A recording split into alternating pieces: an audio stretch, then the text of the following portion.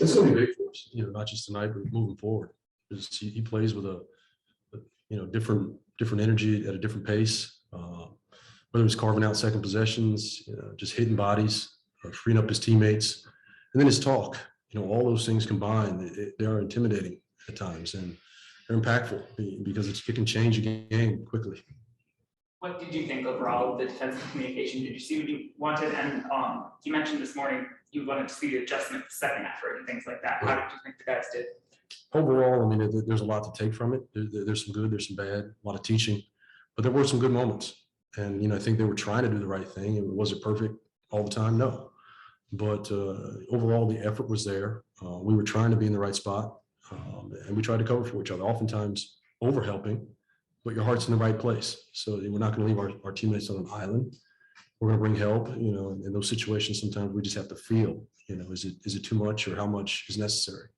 Understanding that KCP wasn't maybe in a slot he might have been in, how was the ball movement among your first unit? To start, there was a point of emphasis we had to make. Continue to keep that ball popping. It got better as the game went, and I just think guys started to read it, and they're switching a lot. I think that messed with us a little bit, but it's going to be something we have to deal with going forward because a lot of teams, are going to downsize and play that way at times. Last one for me, but what do you think of Corey's start? It was good. I talked to him before the game, and he's kind of been playing those starters minutes in practice, when Pope left. So he's gotten a little taste of it. He's been with that group for some reps. So it didn't feel uncomfortable. I thought he played within himself, tried to do the right thing, and had great looks. I think we all had great looks to start, just didn't knock him down. So you try to form that chemistry. So after this first game, how do you evaluate the chemistry of that team? It's a work in progress. I know we've had 8 practices. It's the first preseason game. It's the first time we've really gotten after it against someone else. So it gives you a different look. It's tough when you're guarding yourself, and both sides know the calls, they know the play calls. So just kind of junk it up a little bit. But when you're playing another team, it's got a different feel. The pace of it, the physicality of it. So when those things, you incorporate that with the pace and the speed, I think it can change, some of the dynamics, make it harder to kind of get your communication to be on the same page.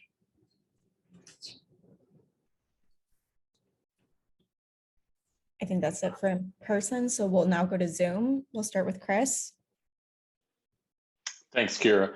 Hey, Wes, I saw there was some times where you had Neto and Aaron out there together.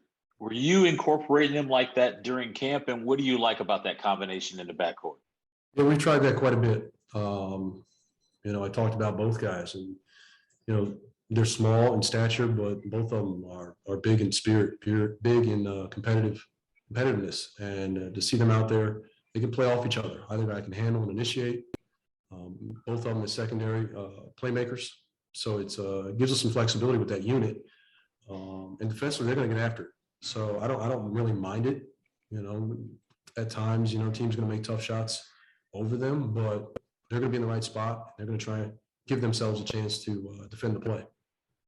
And Montrez just came in. Obviously, you can see the energy level like right away, just getting on the backboards.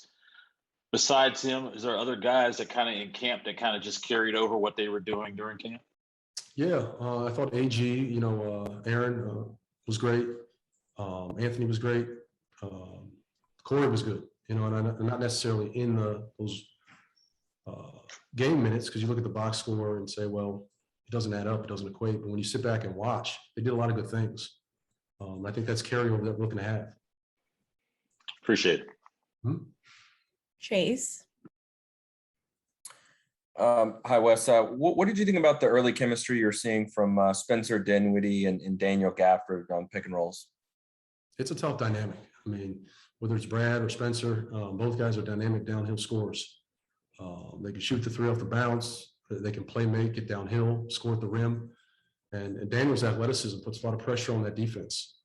If he sets screens, commits to hitting bodies, you've created a 2-on-1. So now, you got that ball coming downhill. He's on the rim, opens up things behind that, with the amount of shooting we can put on the floor. It could be a threat, man. And once again, we had great looks early. I think 15 of our first 19, we would equate to paint threes, where whether it's a roll, cut, just a kick out, those type of things that generate tags. Those are open threes that we're looking to generate. And sorry if this was asked before the Zoom opened, but just what did you think about how Spencer looked in his first game since surgery? He looked terrific. In all honesty, I know it's been a while since we've seen him in live action, but I've been pleasantly surprised. No ill effects. He practices every day. He's in every live segment. So I give him a lot of credit. He looks ready. His condition looks great. So, as far as I'm concerned, he's back to normal. But, I know that's, a judgment for the medical people, but they're done to date, doesn't seem to have any ill effects on him at all.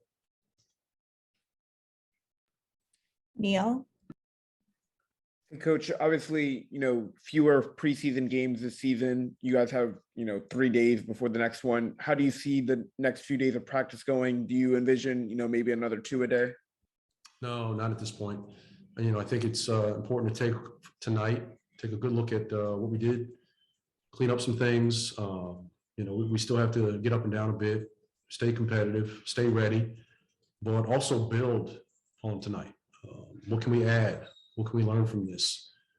Defensively, there are a lot of things, obviously, and offensively, we're going to have to work for switches, start putting in some of the other stuff that we've talked about all summer. So, no, it's just, I think it's more cerebral day, a day off tomorrow, cerebral day after that, and then we'll get one competitive practice before we play